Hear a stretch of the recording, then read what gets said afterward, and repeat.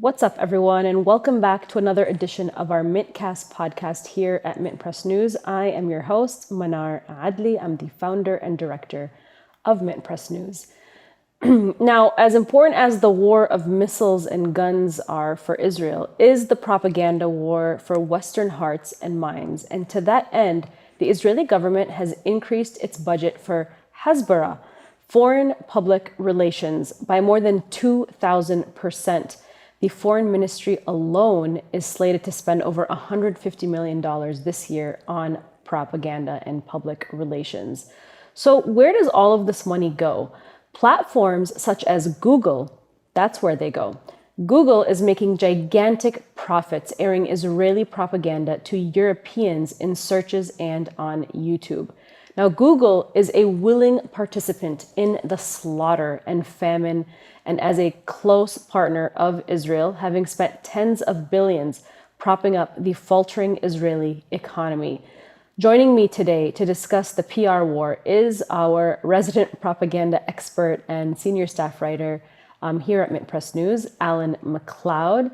Alan has recently published investigations on MintPress News studying the Israeli propaganda drive on YouTube and on the close links between Google and the state of Israel. Welcome back, Alan.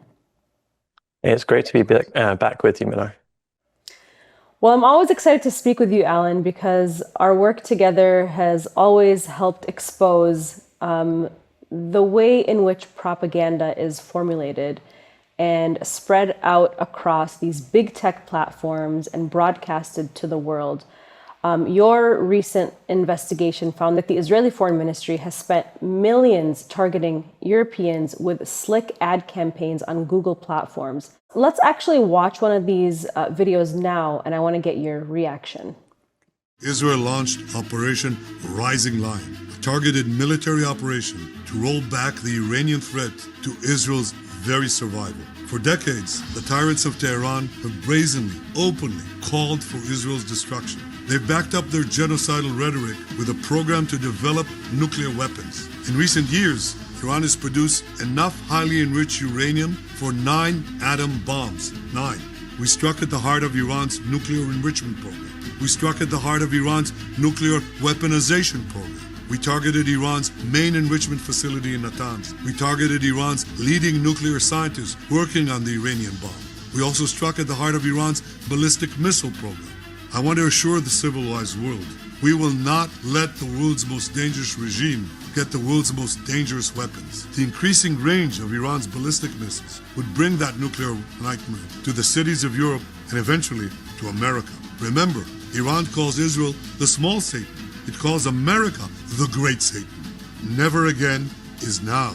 Today, Israel has shown that we have learned the lessons of history. When enemies vow to destroy you, believe them. When enemies build weapons of mass death, stop them. As the Bible teaches us, when someone comes to kill you, rise and act first.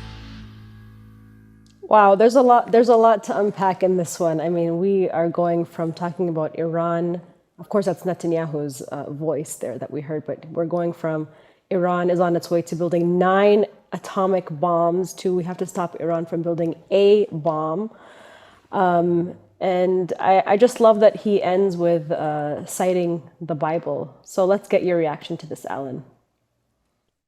Yeah, as you said, that's Benjamin Netanyahu, Prime Minister of Israel himself, which really shows the importance of this propaganda operation for the Israeli government. That they would enlist the Prime Minister of Israel himself to appear in these ads. That it really shows you just the sort of resources that are being targeted towards what Netanyahu, in his own words, rather racistly called the civilized world in that clip we just saw. As if Israel, that's the message, that Israel is basically the entity which is standing between the civilized world of Europe and the United States and the barbarous world of Iran, which is trying to develop a nuclear weapon in order to destroy itself. Now, as you said, the Israeli Ministry of Foreign Affairs, their budget for PR and Hasbara, which is what they call PR in Israel, has grown to over $150 million, which is well over 2,000% raise from last year. And as we saw, the content of what they put out is basically that Iran represents a huge threat, and it's all about justifying Israel's actions to a Western audience. Now, in the past few weeks alone, my investigation found that the Israeli government have managed to reach at least 45 million Europeans on YouTube alone. And that's just one platform and one ministry, the Ministry of Foreign Affairs. So that doesn't include Google, Google ads themselves, ads on Facebook, WhatsApp, Telegram, TikTok, whatever. And it doesn't account for the myriad of pro-Israel organizations, which basically pump out the same stuff. Now, you can also tell that this is a highly inorganic campaign, because if you go to the Israeli Ministry of Foreign Affairs own YouTube channel, they also have other ads or videos that they do not promote. And those ones receive only tens of views per day rather than hundreds of thousands, or in fact millions in some cases. So we're really living through just the most enormous propaganda campaign that we can really envisage, the scale of which really beggars belief. And that's one reason that really piqued my interest in this. I was in Europe recently, and I was just bombarded with these Israeli government ads every time I tried to watch a YouTube clip. And they were even trying to reach me, which I found pretty ironic. So yeah, this is going on. There is a battle for hearts and minds, which is absolutely as important to the Israeli government as the battle against Iran and other neighbors of Israel. Well, it's so interesting that they're spending so much money on these propaganda campaign ads to, pull at the heartstrings of people across Europe, to get them to support Israel's endless war machine against Iran and its genocide in Gaza. Of course, we all know that the war in Iran Israel's war against Iran is a distraction from what Israel is committing genocide in Gaza. But the truth on the ground actually says something completely different. I mean, people in general, I would say humanity in general, are with the Palestinian people and are opposed to an expanded US-backed Israeli war against Iran. Is that correct? Oh, most definitely. I mean, Israel is trying to target European countries in this operation, but the studies that are coming out of Europe show that the people of Europe they absolutely despise what Israel is doing. So, for example, a new study from British pollster YouGov actually found that only 16% of Western European publics hold a favorable opinion of Israel, compared to more than 66% expressing an unfavorable view. In fact, more than 10 times as many Europeans have a very unfavorable view of Israel, 39.7%, as hold a very favorable one, which is 3.5%. There was a recent poll in the United Kingdom that showed that 57% of the country want the UK to stop selling arms to Israel, and that 82% of the public think that Israel is committing a genocide in Gaza, and only 6% of the British public said no, they're not. This is pretty interesting because this poll shows that even bastions of pro-Israel support like Germany, when you actually look at what the public think, it's really not the case that the Germans are lining up to support Israel.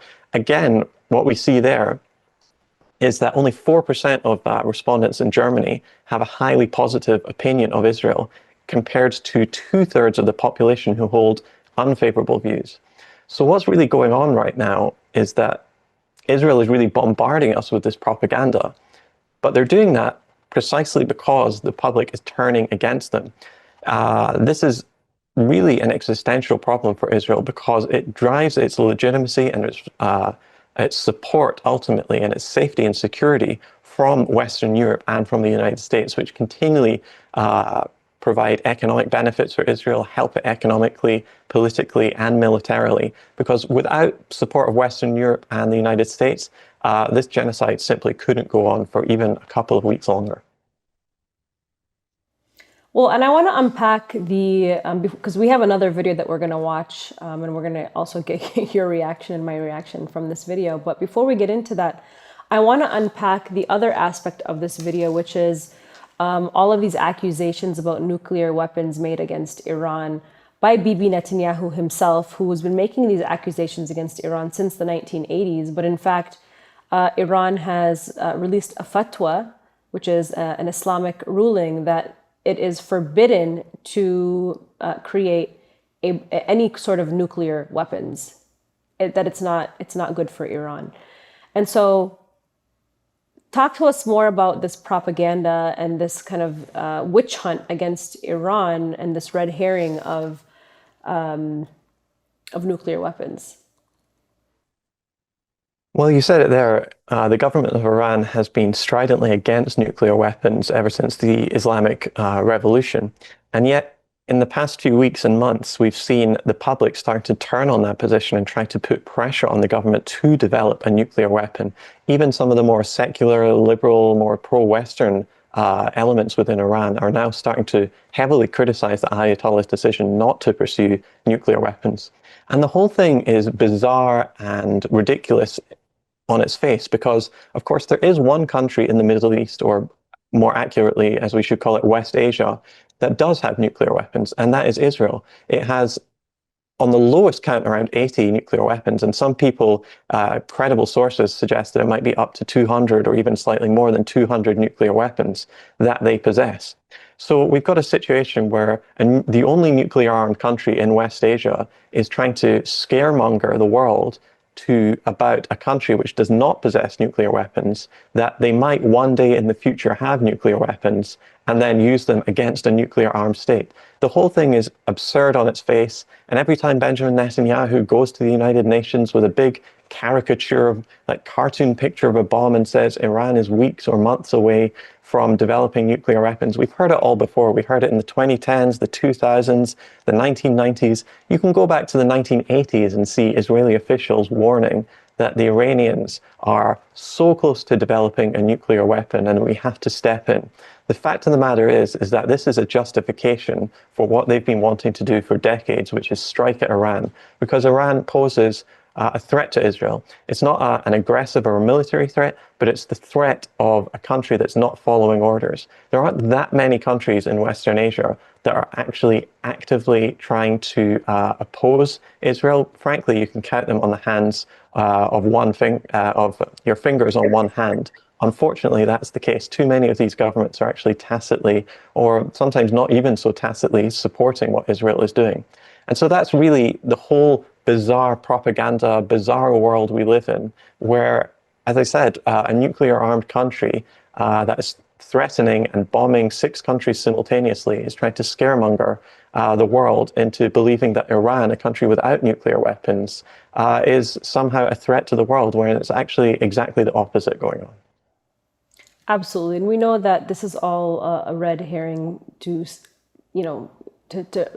fearmonger about Iran, but in reality, Iran poses an economic threat to Israel and to other countries in the region for its resources. It's a very self-sufficient country, but most importantly, it's an anti-imperialist country, and it's supporting resistance movements in the region that are standing up and pushing back against US and Israeli imperialism. And that's why Iran truly does pose a threat to Israel. But of course, the United States knows that it probably can't win a war with Iran. Even Israel knows that a war with Iran wouldn't even work without the backing and support of the United States. But the United States has showed great restraint. It's showed that it doesn't want this war, despite its theatrical missile strikes against these empty nuclear sites inside of Iran.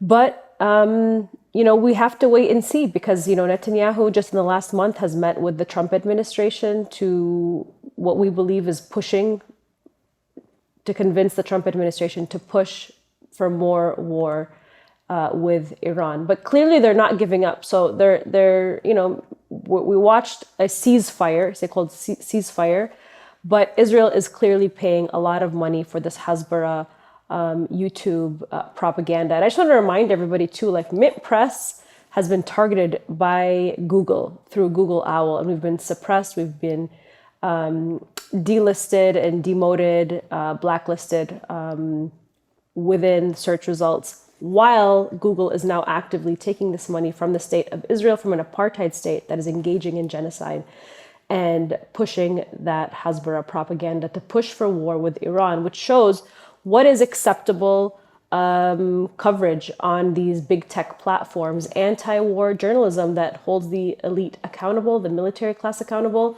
or war propaganda. Clearly, war propaganda is okay as long as it reinforces the military-industrial complex. So we're going to watch this next video that we've prepared, and we'll get your reaction to that, Alan, as well. Imagine this. You're holding your newborn in a hospital room. Then the air raid sirens go off. Iran fires ballistic missiles at hospitals, at innocent Israelis, patients, doctors, newborn babies, deliberately targeted. While Iran aims at families and children, Israel responds with precision, striking military sites. This is not a war of choice. Those who target civilians and hospitals become the target. To me, it sounds like Israel suffers from a syndrome called projection syndrome that they would call in like psychiatry wards. What do you think, Alan? Yeah, I mean, it's interesting that we are invited to think of ourselves as the Israeli mother. We're not invited to think of ourselves as the Palestinian mother who's being forced to give birth in their own home without anesthetic or without any medical supervision, because most of the hospitals in Gaza have been bombed out. And so many of the claims in this video are really highly questionable. I mean, in what's now called the 12-day war in the West, around 935 Iranians were killed compared to 28 Israelis. So the idea that Israel is really being precise with its strikes while Iran bombs people indiscriminately doesn't really seem to be borne out by those figures. In fact, since October 2023, Israel has deliberately and repeatedly struck at hospitals in Palestine. The World Health Organization, for example, has documented 697 separate Israeli strikes on medical facilities. 94% of Gaza's hospitals have been destroyed or damaged, and more than 1,400 medical personnel in Gaza have been killed since October 2023, some of them in extremely gruesome ways. For example, Dr. Adnan Al-Bursh, who was head of orthopedics at Al-Shifa Hospital in Gaza, was reportedly raped to death by Israeli prison guards. According to UNICEF, more than 50,000 Palestinian children have been killed or injured since October 2023. And recently we spoke to Wally Massey, an American nurse who served in Gaza. You should go back and watch that interview that we did a few weeks ago. He said to us that the IDF regularly shoots boys in their genitals, specifically to prevent them from reproducing in the future. So despite this, Israel presents itself as like the savior of the Palestinian people in these videos, which is utterly ridiculous. Like, you know, they talk about this is what real aid looks like. We are on a humanitarian mission. But it is really a gross upending of the facts on the ground. And that's really all the Israeli government has. It can't fight on the reality of facts and logic. So it has to invent these worlds where we are suddenly Israeli mothers that are being targeted by Iran. But as we've been intimating before, this is not based in reality. This is propaganda, and we have to call it out for what it is. And I know we kind of briefly mentioned this about how people on the ground and just humanity in general are standing with the people of Palestine, and they don't want this war with Iran, whether it's Israel or an expanded war by the United States. People are quite exhausted. Do you think any of this propaganda is actually working on anyone specific? It's difficult to say, really. I mean, they're spending a lot of money, so they must think they're getting some kind of benefit from it, right? And I guess if you're what a lot of Americans call low information voters, it might have some sort of effect. I mean, it's the same reason why Benjamin Netanyahu goes on, a couple of podcast bros podcasts and, gets lobbed softball questions by them. The whole point is to try to present the narrative in a certain way that's favorable to Israel. I think much more effective, frankly, is all of the Western traditional mainstream media outlets who are continually representing this war, as they call it. It's not a war, it's a genocide, as something that started on October 7th, 2023, and Israel is just responding to. That, I think, is actually the much more effective propaganda, whereby these media outlets that present themselves as bastions of truth, and they're just calling balls and strikes, and they're neutral observers, when they frame things as Hamas slaughter versus Israeli response, I think that actually has a much bigger and deeper effect on Western publics. Well, and it seems like the very more conservative or right-wing base that would have normally supported Israel are now turning against the state of Israel. But that's not stopping Israel from actually targeting in the United States here MAGA supporters. A lot of MAGA supporters and influencers are turning against Israel.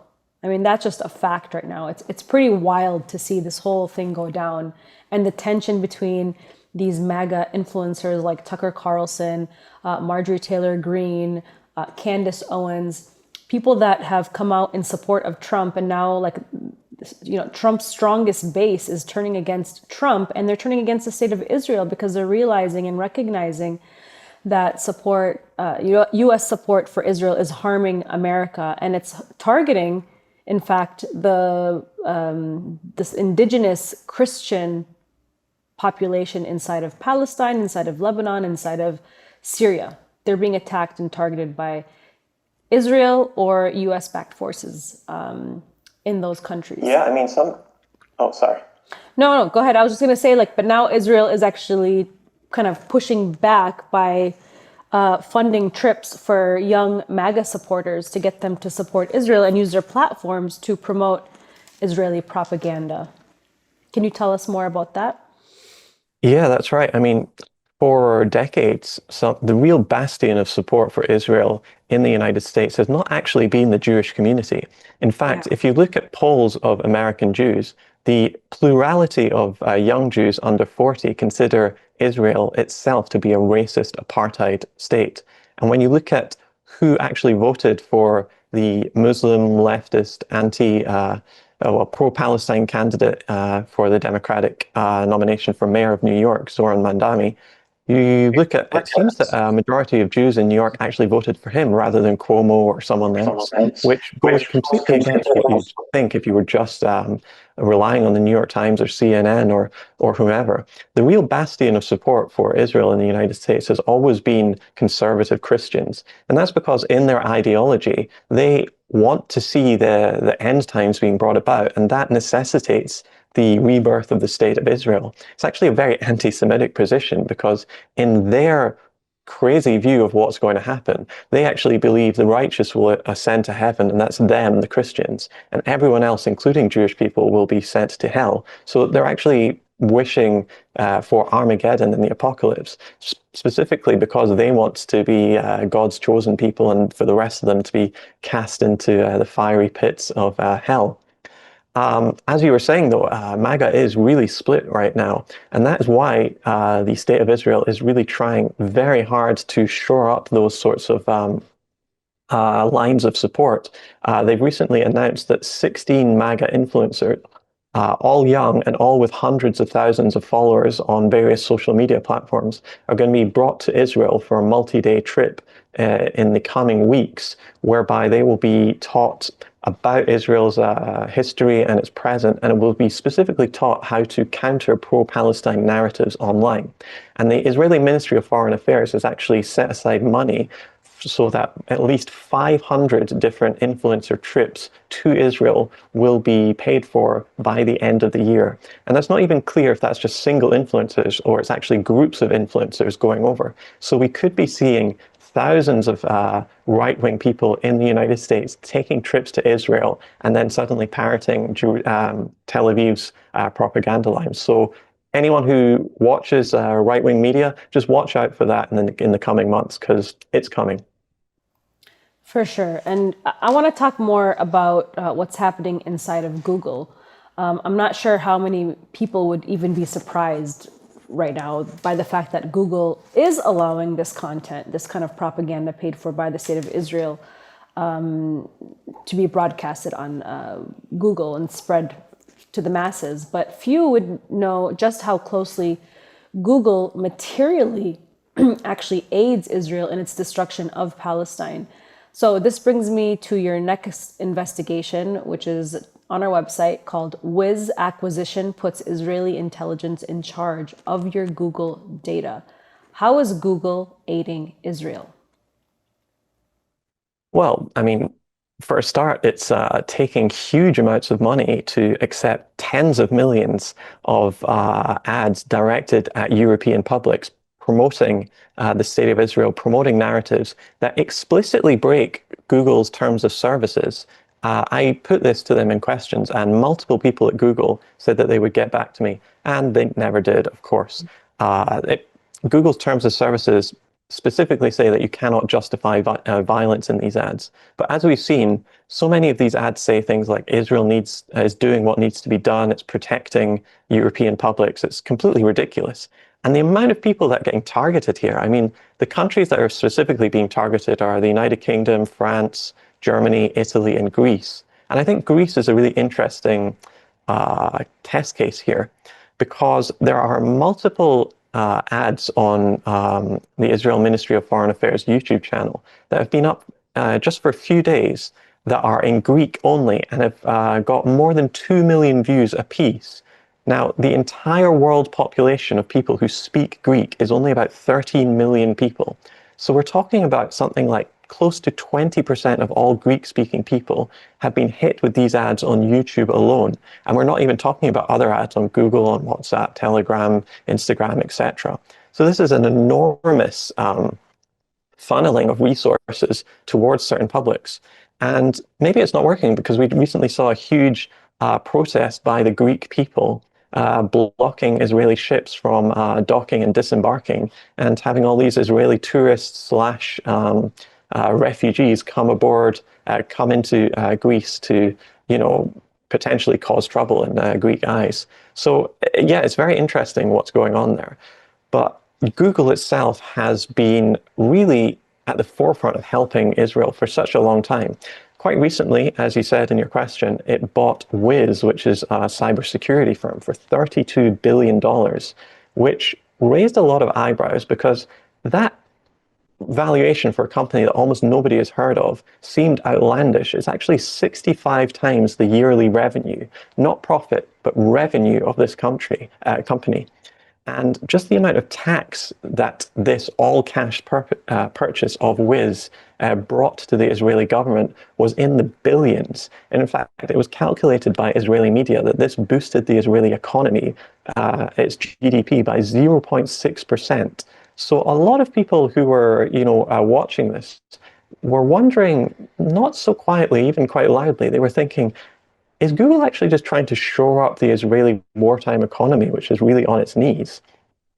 But few who really studied Google's connections to the Israeli government would be that surprised by this. I mean, the former CEO, Eric Schmidt, is known as one of Israel's biggest supporters online and offline. Google's been financially invested in Israel for nearly 20 years. It opened its first offices in Tel Aviv in 2006. Schmidt has met with Netanyahu at least once, and he declared that the decision to partner with Israel was the best decision Google has ever made. Another Google co-founder, Sergey Brin, has been one of the most vehement and vocal supporters of Israel, denouncing even the United Nations as what he called a, quote, transparently anti-Semitic, end quote, organization. He also said that he told Google staff that using words like genocide to describe Israeli actions in Gaza is, and I'm quoting here, deeply offensive to many Jewish people who have suffered actual genocides. So it's very clear from the top down that Google has been one of Israel's most critical partners for many years. And this purchase of Waze is just another chapter in this. Of Wiz. Google has bought a lot of Israeli companies founded by Israeli secret intelligence services like Unit 8200 before. One of them is the mapping app Waze.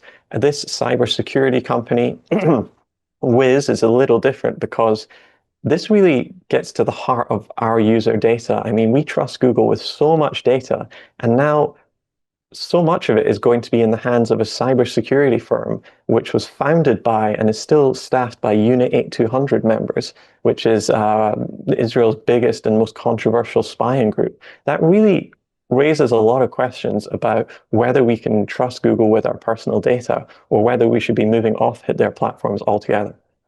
I mean, to me, this seems like a pretty big scandal, the fact that a foreign country has access to all of Americans' data and information, their maps, their text messages. I mean, everything is literally now in the hands of this apartheid regime. And we saw what happened in Lebanon. I mean, we can talk about Google and our information, but look what happened in Lebanon when Israel had access to Bluetooth devices to civilians in South Lebanon. They say that was targeting Hezbollah fighters, right? But Israel was able to hack and get into all of these Bluetooth devices and injure and kill, and with these devices exploding, targeting so many civilians. I know that this is like, we're talking about data and we're talking about emails, but like the fact that Israel has access to people's also Bluetooth devices and then also their email devices, email platforms here in the United States, we see Israel doing sabotage in foreign countries and we think, oh, that's happening over there, right? We think it's happening over there. But in fact, it's happening here on this microcosmic level that could set us up for future violence. Would you agree with that? Well, what I'd say is that we don't know for sure if Israel has access to all this data, but we do know that companies that have been founded by Israeli intelligence veterans that remain very close to the Israeli government and have all sorts of connections to the Israeli military and the Israeli intelligence services do have access to this sort of data. And that should really raise the hairs on your head for anyone who cares about privacy, security, national security even. Having these companies of a foreign nation have this amount of data on us really raises a lot of significant questions about what the internet is used for. And frankly, I think a lot of countries should, or at least study the Chinese method of having a great firewall and building these mirrored platforms, these alternative platforms that are domestic and can be controlled as a matter of national security. And a lot of countries are starting to wake up to the reality that Silicon Valley companies have all sorts of connections to the United States government, to the point where sometimes it's very hard to see where one ends and the other one begins. So yeah, I mean, to your question, this era we're living in is nightmarish and dysfunctional and dystopian in so many ways. But a lot of people who are not paying very close attention to what's actually going on in terms of the battle for their eyeballs, the battle of what they want to think and how to think. They don't even realize this is going on. And this is one of the key fights of the 21st century that we've all got to be involved in. Absolutely. I mean, to me, it just seems so obvious that all of this is a national security threat. And obviously, like, yes, it's not in the hands of Israel, it's in the hands of Israeli spies, but these are Israeli spies that have, that work for the state of Israel. They say they're former Israeli spies, but I don't know, Alan. I think once you're a spy, you will always be a spy, and you're going to be dedicated to the state of Israel. And I feel like this is like an infiltration of these Israeli spies within big tech to kind of keep the US hooked on to Israel. So there's kind of no way out of this relationship, because, to think about having these Israeli spies having access to all of this data, I mean, not only could they set things up for maybe violence in the future, but it could also set people up for sabotage using their secrets against them if they were to want to stand up to any sort of like US foreign policy issue or Israeli issue. I mean, we've seen this in the past with like politicians where, what they've done in the bedroom is being used against them. And so I don't know. That's where my thought process goes when I think about this. It really, really is scary to think. And then now we have the rise of AI, and AI is pulling information and our data from probably even within our email conversations and our chat conversations to learn more about us. To me, it's frightening. And so who knows what the world is going to look like for our children, and our grandchildren. I have 2 boys, so I think about these things often. And like when we look at all of these big tech platforms and even the use of AI, not to go off subject here, but a lot of the people that are engaged in building AI and the infrastructure behind it are also very pro-Israel. I mean, that's just the truth. So, and they're tied to these big tech companies. And so that really, and it's becoming normalized within college campuses. It's being normalized in our devices, in our emails, in our WhatsApp conversations. AI is like everywhere, everywhere, everywhere. And so all of these things intertwined really is setting us up for who knows what in the near future. But I want to talk more about these Israeli spies, because these Israeli spies are coming from Israel's most elite spying military unit, which is Unit 8200. These people were behind building Pegasus and planting that in the devices of people like Jamal Khashoggi, which helped Saudi Arabia basically assassinate him and kill him. And chop him up into pieces. I mean, how horrific is that? I mean, talk about having access to our data and setting us up for some sort of violence or some sort of sabotage. This is a perfect example of that. And now these spies within Unit 8200 are working inside Google. And this is something that you've been tracking. You've been doing research and investigations and studies for MintPress News. We've published these investigations on our website. Of course, everybody can check them out.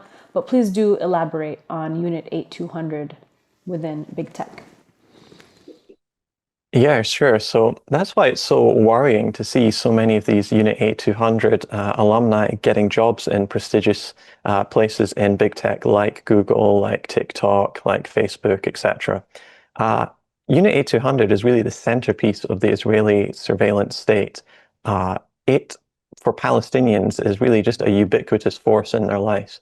Palestinians every day are watched by facial recognition cameras, which track their every move. They are monitored. All the texts and messages they send, all the calls they make are recorded and put into gigantic Unit 8200 databases. In fact, we know now that Project Lavender has built gigantic databases of all Gazans and assigned them scores of between 1 and 100, 100 being very likely to be in Hamas and 1 being very unlikely to be in Hamas. This includes women and children. And if your number that is assigned to you rises above a certain level, you are automatically put on a list to be targeted. And that is why the onslaught against Gaza was so violent and so fulsome for weeks and weeks, because Unit 8200, using AI, was able to get around this human targeting bottleneck, is what they called it, because this AI program just kept feeding them tens of thousands of different targets to keep hitting day after day after day. And they only stopped using it when the amount of people in Gaza who had just been bombed out of their homes and were just living on the streets or in makeshift refugee camps became so big that their data suddenly just couldn't be used anymore. Unit 8200 is also behind the pager attack on Lebanon, which in Israel was described as a great success, but was also described as almost universally as an act of international terrorism, including by Leon Panetta, the former chief of the CIA, who's hardly some sort of pro-Palestine dove. And you don't end up in Unit 8200 by accident. It's often called Israel's Harvard. It is the most elite unit in the Israeli military. And parents, rich parents, spend fortunes for their teenage children on STEM lessons to try to make it more likely that they will achieve the scores good enough to be accepted into Unit 8200, because they know that a future in Israel or even the world's burgeoning tech center will await if you have this thing of Unit A200 on your resume. And that's what happens. Big companies in Silicon Valley like Google actively recruit from Israel, from the Israeli military, and pick people out of Unit 8200 to be parachuted into their organizations. My article, which is called Revealed Former Israeli Spies Working for Top Jobs in Google, Facebook, and Amazon, found that there were at least 99 Unit 8200 veterans working within Google's ranks. And that is very likely to be a serious underestimate, because under Israeli law, it's actually an offense to divulge that you are a part of Unit 8200. So it's only the people who are actively flouting Israeli law by putting that on their resumes that I was able to find. And these people, a lot of them were in very politically sensitive fields in Google's ranks. For example, Gabriel Goidel, he, between 2010 and 2016, became head of learning. He was a commander of Unit 8200. And then at one point, he left Unit 8200 and became head of strategy and operations for Google. So he's one of the highest ranking people at Google who has had this career in Israeli military intelligence, and not even just at the low levels where everyone's a private or anything. This guy is a commander who jumped ship and worked at Google. Another interesting example I found was Ben Bariak, and I do apologize to all of these Israelis for butchering their names, but yeah, until 2011, he was a cyber intelligence officer where he commanded strategic teams of elite forces within Unit 8200. Since 2016, though, he has worked for Google, and between 2018 and 2020, he was actually he was concentrating on tackling what he called controversial content, disinformation, and cybersecurity for Google. And I got to say, what sort of controversial content is a former Israeli spy tracking for Google? We can only speculate, because Google is very tight-lipped about this stuff. But I think perhaps we don't need to have a PhD in maths to put two and two together here and understand that something very fishy is going on, something that we all have to be looking at, because this affects everyone. Everyone uses Google, whether they like it or not. This affects all of us, all around the world. So we should all be paying attention to this. And Alan, you don't need to apologize for butchering these Israeli spies' names. They're literally butchering our people. So I don't think that an apology is necessary on that. We just have a couple of minutes left, and I want to end with talking about Elon Musk's SpaceX, because it's actually related to what we're talking about. And it's not just Google who are waist deep in Israel's wars in the Middle East. It's also Elon Musk's SpaceX. People like to think of Musk as being like this, outsider, rebellious person, but in fact, he's quite close to the Israeli establishment. So if we can, and this also relates to the war against Iran. So we just have 3 minutes left. So can you elaborate on Musk's meddling in Iran that is benefiting Israel? Well, check out the article I wrote, Starlink's Secret War, How Musk is Powering a Covert Campaign Against Iran.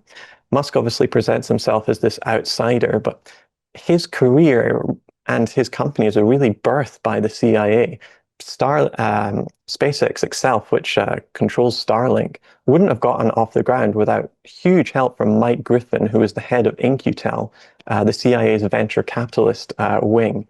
Mike Griffin went to the CIA and pounded his fist on the table and said, Elon Musk is the future Henry Ford of the rocket industry. And he has held Musk's hand every inch of the way throughout his development as a big tech entrepreneur. In fact, so close to Musk is he that Elon Musk named his first child Griffin Musk after Mike Griffin. And he named his that child he had, which was like X12AE or whatever. That was named after a CIA bomber as well. And Griffin has constantly plied Musk with government contracts for years.